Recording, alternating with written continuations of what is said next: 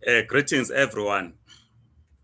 We recorded a video 2 days ago or so on fake permits, and then there are questions that have been asked about the fake permits, and I will also use this opportunity to respond to other questions on documentation. But we note that when we do political videos, the majority of you do not bother to watch and follow and comment. The majority of you are concerned about documentation. But it's important also that we follow the politics, not only of our country, the politics in the continent and globally. It's important for us to do so. So it should not be about documentation only, but we must discuss politics, we must discuss economics, we must discuss all these other issues that affect our lives. In any case, the issue of documentation arises from a collapsed economy that has forced many to leave their countries of origin to seek greener pastures. And it is our responsibility again to restore in those countries our economies, to restore political stability so that we build uh, our economy. So a comrade asks, says, in relation to a fake permit, how does one identify or see a fake permit to identify whether the permit is genuine? Because people apply at the Department of Home Affairs. In the last video, we said it doesn't matter whether the person works at the Department of Home Affairs. We said people do steal the stickers. They connive with some scammers out there. So you'll be taken to some official who works at Department of Home Affairs. Someone you get into the offices of Home Affairs Department. Someone will be pretending to be loading your information in the system, in the computer while you are sitting on the other side. As soon as you have paid your monies, you have been given a fake thing, they simple throw all the paperwork in the dustbin while you are gone. And they will be saying, indeed, this is a genuine permit. So we said you apply online. To avoid the fake thing, you apply online. You get granted an appointment after you have paid at the VFS. Because when you apply online, you complete the form. You will then be given a bank account where you need to deposit the money. Once you have deposited the money, you are going to be given again a date for your submission at the VFS. Then you submit it through the VFS. But if then someone submits that on your behalf, that is a problem. So the process is very clear. Apply online, pay at the bank, submit at VFS. You then collect the outcome again at VFS. You don't have to go to the Department of Home Affairs to apply for a permit. Then another comrade says, Comrade Anele Dube says, evening, Mr. Mapena, but it's morning now, so the message was sent in the evening. I lost my passport. I was using a ZEP permit. How must I apply a waiver? You cannot apply for a waiver if you don't have a passport because your passport is needed. And we have said that if you lost your passport, you do a police affidavit, you go to the Zimbabwe consulate, you apply for your passport. Then once you are granted your Zimbabwean passport, then you apply for a waiver. And again, a waiver is not a permit. To explain this, that if you apply for a waiver, you get granted, it does not necessarily mean that you have been granted a visa. It is not a visa or a permit. It is just a waiver. They've accepted your request to waiver or to remove certain requirements that might prevent you from applying for the visa that you want to apply for. So it should be noted that it is not a permit, but it's just but a waiver. And then Comrade like Dube says, where can we find transport which the Zimbabwean government is promising us? We said we gave the numbers for the embassy. You can Google the contacts for the embassy, Zimbabwean embassy in Pretoria, Zimbabwean consulate in Eastgate, Johannesburg, Zimbabwean consulate in Cape Town. You communicate with them at the consulate. They will send you the form that you need to complete. Once you have completed the form, you submit that form. It's them that they will inform you whether you want to, whether they are able to provide you with a free transport. Remember, no one was promised a free transport. From our understanding, what the ambassador said was they are doing a mapping to understand what are the challenges that people face. So if you are working and you will stop working, say on the 25th of June, you have been receiving a salary all along and you have proof that you have been working and getting paid, then you cry or you plead poverty and say you don't have money to go to Zim. I'm not sure if they will be able to assist you. So I just want to clarify that no free transport was promised. But of course, as we understood from the ambassador, there are other people that might be in a difficult situation. Maybe they lost their jobs. They really need to be assisted because they are no longer working. Maybe those are the people that might be assisted in terms of transport. But we spoke about people being assisted in terms of their goods, their motor vehicles, and so forth, so that they do not pay duty. So we do not want people to say through this YouTube channel, we say the people are being promised in transport. Comrade Charity Mulenga said, what if you apply and they pay through the bank? This is what I've been saying, Comrade Charity, that you apply and pay at Standard Bank, then you submit your application at the VFS. Once you submit your application at VFS, you collect the outcome at VFS. It is not fake. But if you do not go through this process, 99.9% chances that you'll receive a fake. And again, if you are asked to pay anything more than the stipulated amount of a payment, it's a fake. Like I said in the previous video, that some people are paying 15,000, some 20, 30,000, and so forth. And it is fake. Then there is a comrade, as I move to conclusion, who raises a very important question, which we need to respond to. He says Zimbabweans must go back, sort out their country. And we've been explaining this, comrade, only that I can't remember your name. We've been explaining this, that the crisis in Zimbabwe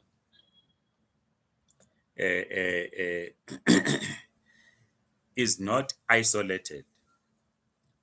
It's a crisis dating back from our colonial era.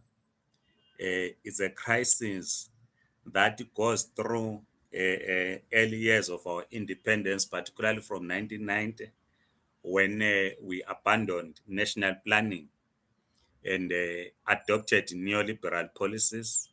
It's a crisis that has its footprints from there. It is not only about voting in and voting out a particular political party.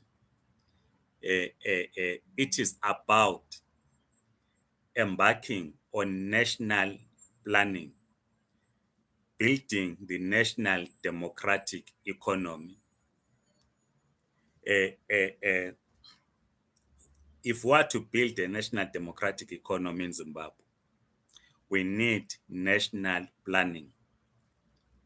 We need to find ways of working with the foreign investors. But our economy cannot be rebuilt by only appealing or trying to create conditions for foreign direct investment. No.